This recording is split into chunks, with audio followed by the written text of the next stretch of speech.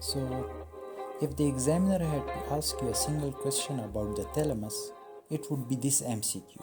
The most important MCQ. Thalamus acts as a relay station for all the sensations except. So, think on it. I give you a second. Yes, and the answer is olfaction. So here in this video we will discuss the different nuclei and their respective functions in a very simplified way. So watch till the end to master thalamus. Here we will see the position of the thalamus.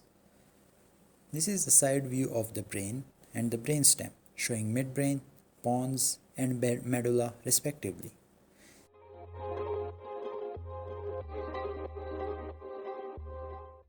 It lies at the rostral end of the midbrain.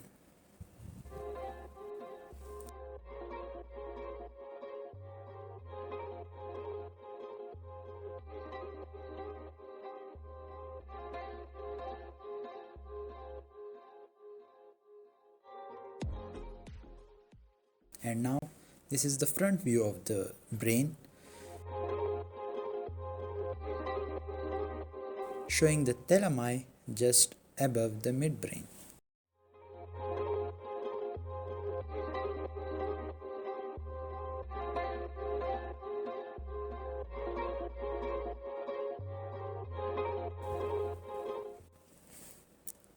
Now we will take a single thalamus for the purpose of understanding the nuclei present within it. The thalamus, being grey matter, has a white matter inside it called the internal medullary lamina. These are collection of axons of the neurons for connecting different nuclei within the thalamus. You can take them as cables that connect different parts of the thalamus.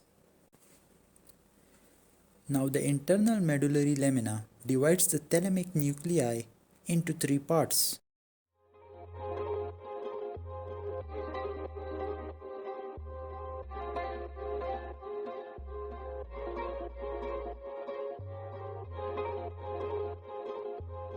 The medial group containing dorso-medial nucleus and the anterior or the ventral thalamic nuclei. And the lateral thalamic nuclei, which are further divided into a dorsal tire nucleus and a ventral tire nuclei.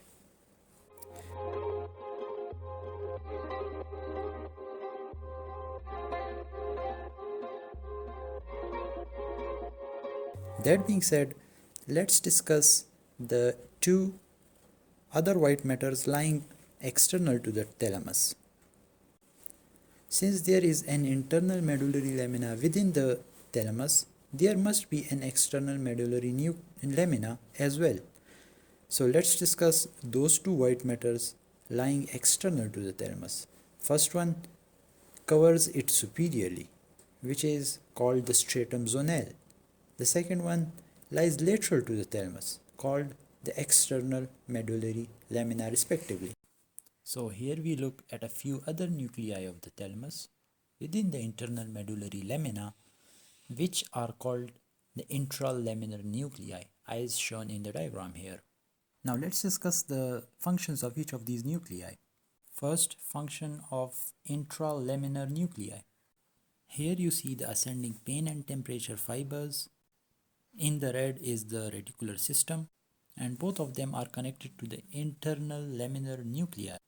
So it receives ascending pain and temperature pathways and fibers from the reticular system and project the information received from them onto the cerebral cortex and is responsible for the arousal and alertness of that particular individual. Now say for example, if someone is having pain in his arm, messages will be taken to the reticular formation and from there to the nuclei, and the nuclei will project this data onto the cerebral cortex, and that person will not sleep because of the pain fibers constantly stimulating the brain via this mechanism. Now the ventral nuclei, as discussed before, they receives fibers from the hypothalamus and is connected to the cingulate gyrus.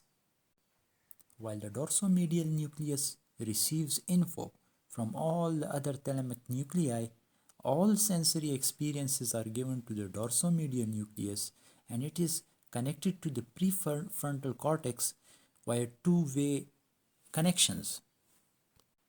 So the prefrontal cortex is associated with our thoughts, behaviors, and our personality. Now both of these nuclei are part of the limbic system, and what it does is that it changes our emotional tone according to our recent memories. Now say for example, you hear a very sad news. The dorsomedial nucleus receives it and it influences our body language, and it may make our face drooped and the person may appear like a mummy. Lateral thalamic nuclei deserves its own short video and will be uploaded soon. This is a new channel. If you did like our video, please hit the subscribe button, as it takes a lot of time to make such videos. In only a second, hit the subscribe button. So please hit the like button and comment below if there is any query about the topic.